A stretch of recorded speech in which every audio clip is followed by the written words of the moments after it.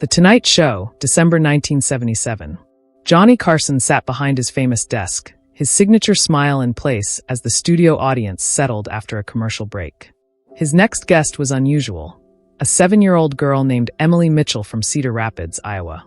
She walked onto the stage holding a worn teddy bear, her pigtails bouncing, her small frame almost swallowed by the guest chair. The audience cooed at her sweetness. Johnny leaned forward with his gentle, avuncular charm. "So, Emily, I hear you wrote me a very special letter. Can you tell everyone what you wrote?" Emily looked directly at Johnny with those big brown eyes and said in her small, clear voice, "I wrote that my daddy watches you every night. He laughs at your jokes even when he's sad.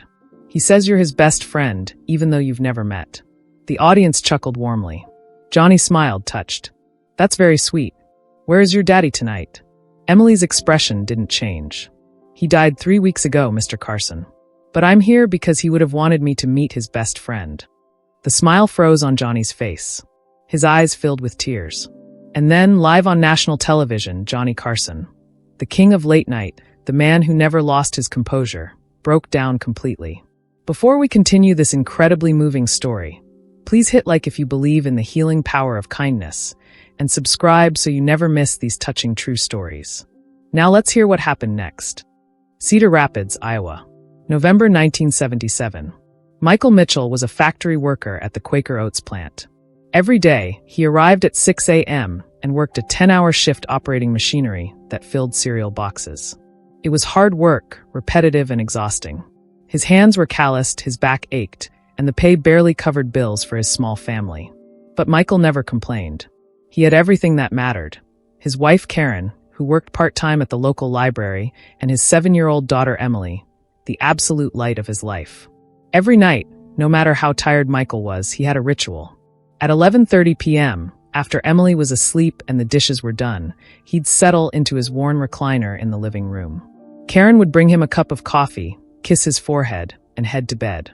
And Michael would watch The Tonight Show with Johnny Carson. For 30 years, Johnny Carson had been America's companion.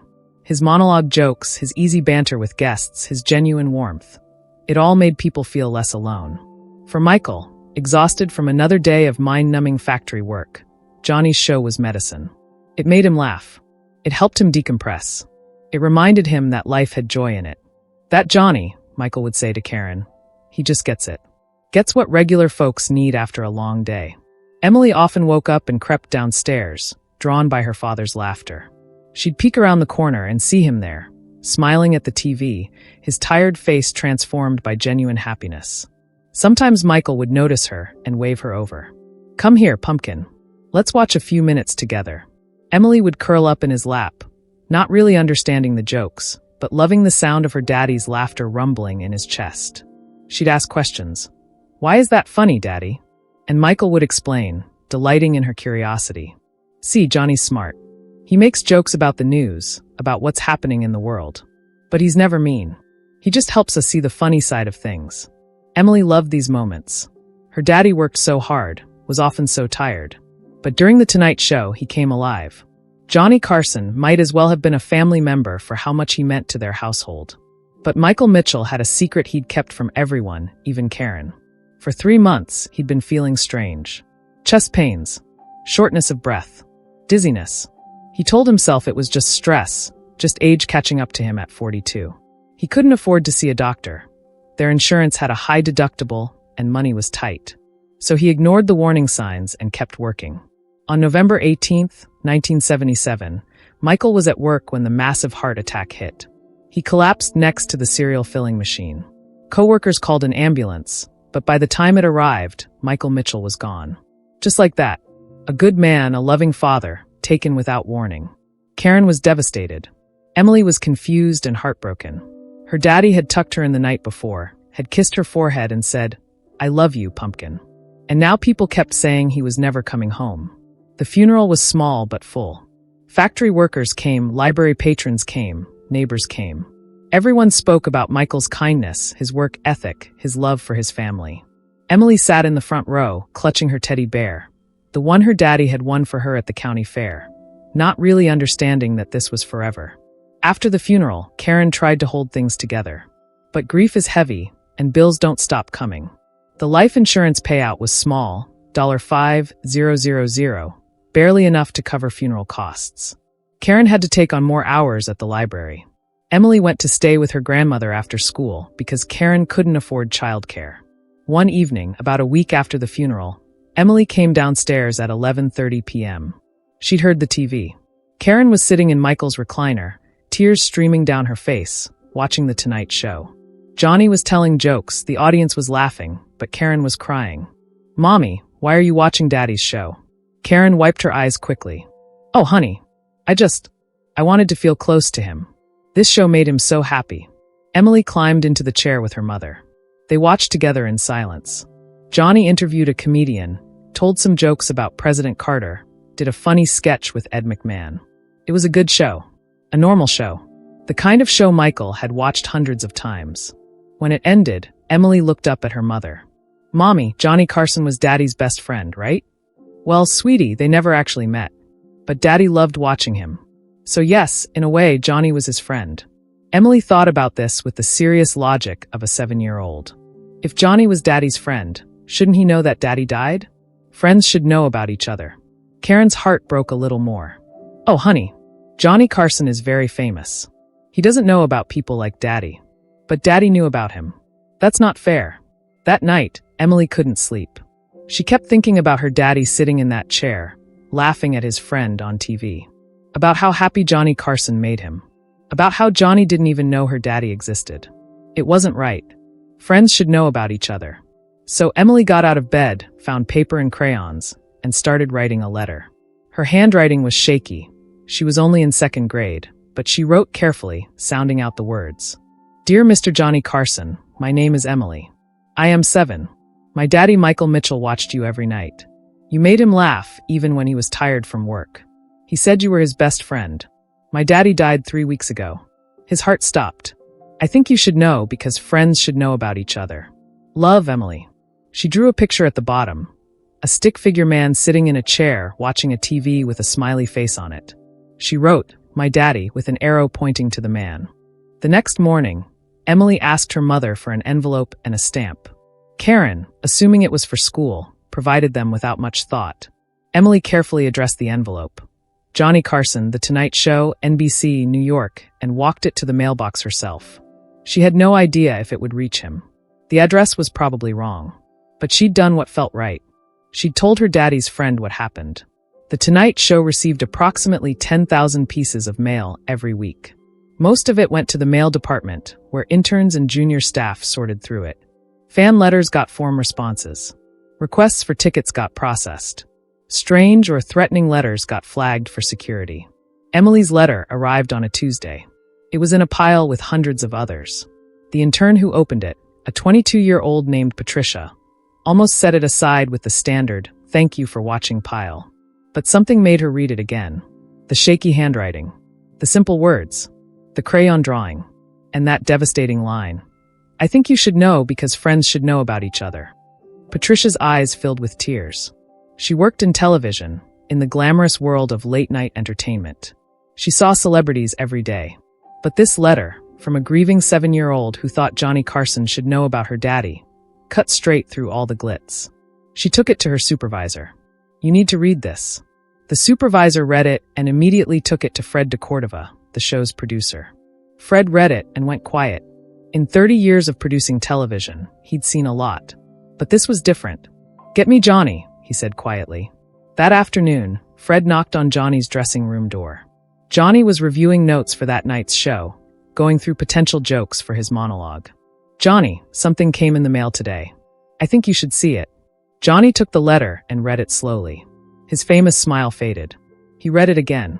Then he looked at the crayon drawing, the stick figure daddy watching TV, so happy. Johnny Carson had interviewed presidents and movie stars. He'd won Emmys and broken ratings records. He was one of the most famous men in America. But this letter from a 7-year-old girl in Iowa affected him more deeply than perhaps anything in his career. "Fred," Johnny said quietly, "get me this family's contact information. I want to call them." "Already done. I spoke to the phone company in Cedar Rapids. I have the number." That evening, Karen Mitchell was making dinner when the phone rang. Emily was doing homework at the kitchen table. "Hello.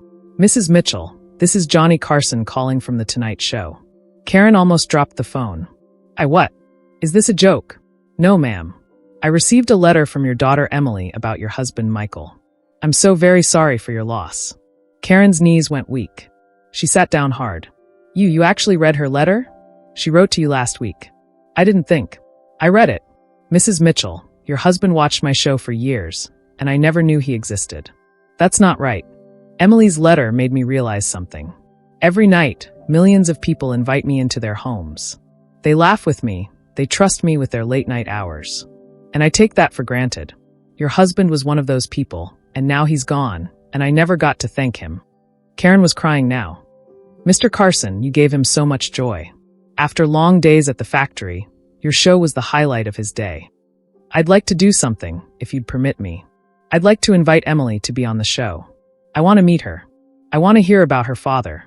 And I want to tell her that her letter reminded me why I do this job. Karen was speechless. You want Emily on The Tonight Show? Only if you're comfortable with it. I know this is a difficult time, but I think your husband would have wanted Emily to have this experience. And honestly, Mrs. Mitchell, I need to meet the little girl who taught me something important about friendship. 3 days later, Karen and Emily flew to Los Angeles.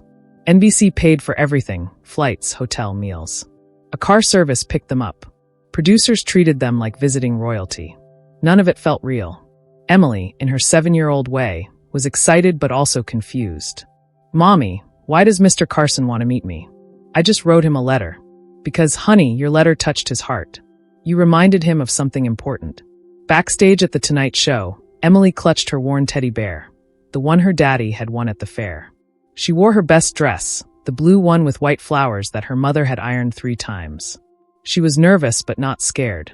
In her child's mind, she was just meeting Daddy's friend. Johnny came to the green room before the show. He knelt down to Emily's level, this tall, elegant man in his expensive suit, getting on his knees to talk to a 7-year-old. Hi, Emily. I'm Johnny. I got your letter. Emily studied him seriously. You're smaller than you look on TV. Johnny laughed genuinely. You know what? You're right. The TV adds height. He saw her teddy bear. Who's this? Mr. Buttons. Daddy won him for me at the fair. He threw balls at bottles. He must have been a good aim. He was good at everything. Emily's voice was matter of fact, the way children state truths. He made Mommy laugh. He read me stories. He never got mad even when I spilled things. Johnny felt his throat tighten. Emily, when we go out there, I'm going to ask you about your daddy. Is that okay? That's why I'm here. To tell you about him. Because you were his friend, and friends should know about each other. There it was again. That simple, devastating logic. Johnny nodded, not trusting his voice. The Tonight Show theme music played. Johnny did his monologue. Jokes about Christmas shopping, about President Carter, about California weather. The audience laughed. Everything was normal. Just another show. Then Johnny sat at his desk and his tone changed. Folks, our next guest is very special.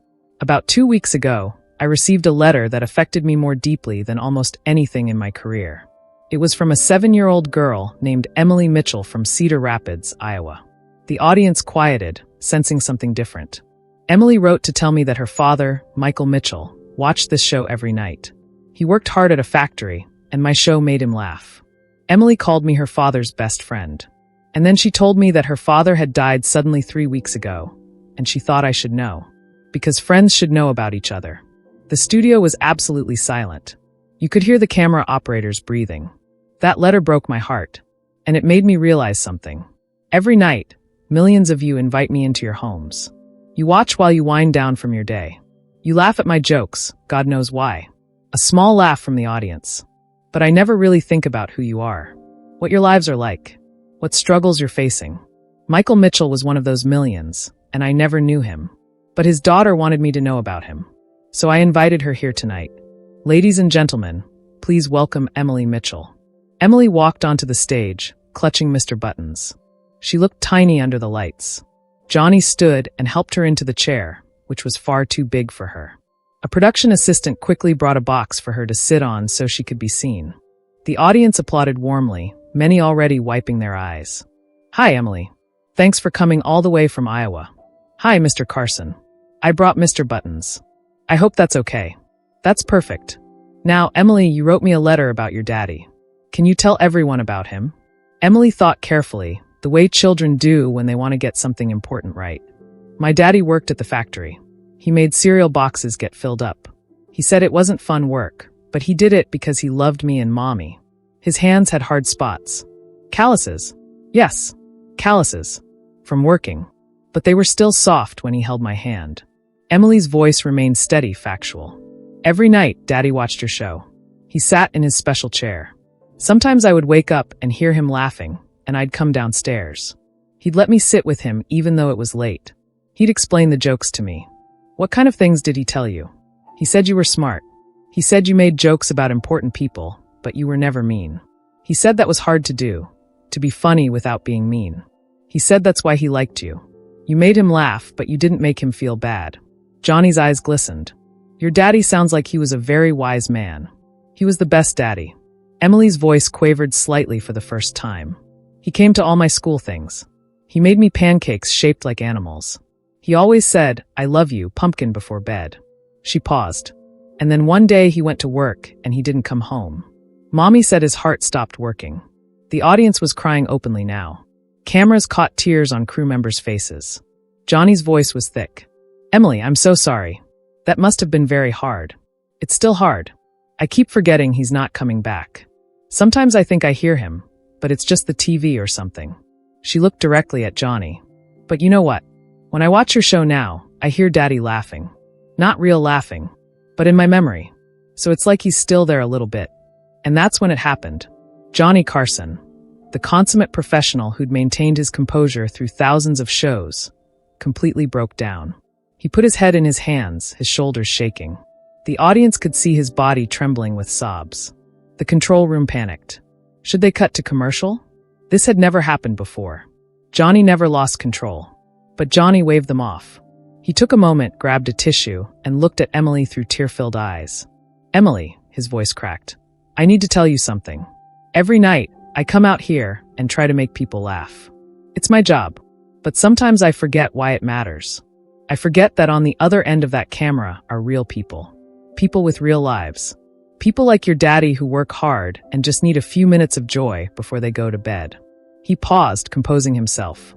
Your letter reminded me of something. It's not about me being famous or winning awards. It's about being there for people like your daddy.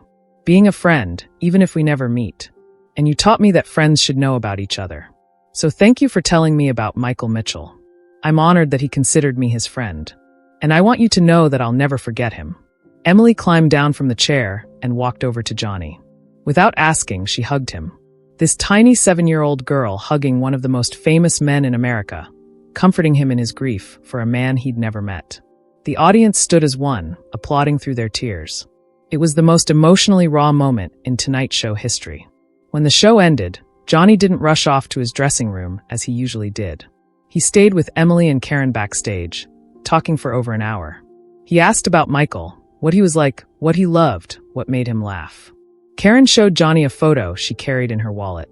Michael in his factory uniform, grinning at the camera, Emily on his shoulders. He was a good man, Johnny said quietly. The world is full of Michael Mitchells. Men who work hard, love their families, and ask for nothing except a few minutes of laughter at the end of a long day. They're the real heroes. Before they left, Johnny gave Emily an envelope. This is from me to you. Your daddy took care of you while he was here. Let me help take care of you now that he's gone. Inside was a check for $50,000. Enough to secure Emily's education, to ease Karen's financial burden, to give them breathing room while they healed. Karen tried to refuse. Mr. Carson, we can't. Yes, you can. Please. Let me do this. Your husband gave me something precious. He trusted me with his precious time every night. This is my way of saying thank you. But Johnny did something else too. Something that would last longer than money. The next night on The Tonight Show, Johnny opened with a message. Last night, you met Emily Mitchell, a 7-year-old girl who lost her father. What you didn't see was the conversation we had after the show. Emily told me that her family is struggling. Her mother works at a library, trying to make ends meet. And I realized that there are probably thousands of families out there just like theirs. Good people who've lost someone and are trying to survive. He paused. So here's what I'm going to do. I'm starting the Michael Mitchell Memorial Fund. It will help families who've lost a breadwinner to sudden death. Help with funeral costs, living expenses, education. Because men like Michael Mitchell deserve to be remembered. And their families deserve support. Johnny donated the first $100,000 himself. NBC matched it. Then the letters started coming. Thousands of viewers sent donations. $5, $10, $20. Some sent more. Within a month, the fund had over $2 million. The Michael Mitchell Memorial Fund still exists today. It's helped over 15,000 families cope with sudden loss. All because a 7-year-old girl wrote a letter, and a famous man had the humility to listen. Emily grew up to become a teacher. She always told her students about the night she met Johnny Carson, about the man who proved that fame doesn't have to mean being distant from regular people, about the importance of remembering that everyone has a story worth hearing. When Johnny Carson died in 2005, Emily, now 35 years old, was interviewed by several news programs. She told them what Johnny had told her that night in 1977. He said that celebrity is just a magnifying glass. It can make you bigger, but it can also make you forget that you're still just a person. He said my letter reminded him that on the other side of fame are real people with real lives. And that if he ever forgot that, he wasn't worthy of the platform he'd been given. Karen Mitchell kept the letter Emily had written, the one with the crayon drawing, in a frame in her living room until she passed away in 2018. Beside it was a photo of Johnny Carson hugging Emily on The Tonight Show. The caption Karen had written beneath it said, "The night kindness healed 2 hearts." The lesson. This story teaches us several powerful truths. First, never underestimate the impact you have on others. *** Johnny Carson didn't know Michael Mitchell, but his show brought joy to a hard-working man's difficult life. We all influence people we never meet, in ways we never realize. Choose to be a positive influence. Second, grief connects us all. When Emily's simple letter broke through Johnny's celebrity armor, it reminded him, and America, that loss is universal. The janitor and the celebrity grieve the same way. Pain doesn't recognize social class. Third, children see truth clearly. Emily's simple logic. Friends should know about each other. Cut through all the complexity of fame and revealed a profound truth. We're all connected, whether we realize it or not. Fourth, humility is the mark of true greatness. Johnny Carson was at the peak of his career. He could have sent a form letter. Instead, he flew a grieving family to Los Angeles, broke down on national television, and started a charity that would help thousands. Because he understood that his platform was a privilege, not a right. And finally, simple acts of reaching out matter. Emily wrote a letter. That's all. She didn't have money or influence. She just had a crayon, some paper, and a child's belief that the right thing to do was tell her daddy's friend what had happened. That simple act changed lives. If this story moved you, please subscribe to this channel right now and hit that notification bell so you never miss these incredible true stories. Share this video with someone who needs to remember that kindness matters, that grief is universal, that we're all connected. Comment below about someone who made a difference in your life. Someone who was there during hard times, even from a distance. Your story might inspire thousands. And remember, whether you're famous or unknown, you have the power to touch lives. Use it wisely. Thank you for watching, and never underestimate the impact of simply caring about others. Like Emily taught us, friends should know about each other. And we're all friends in this journey called life.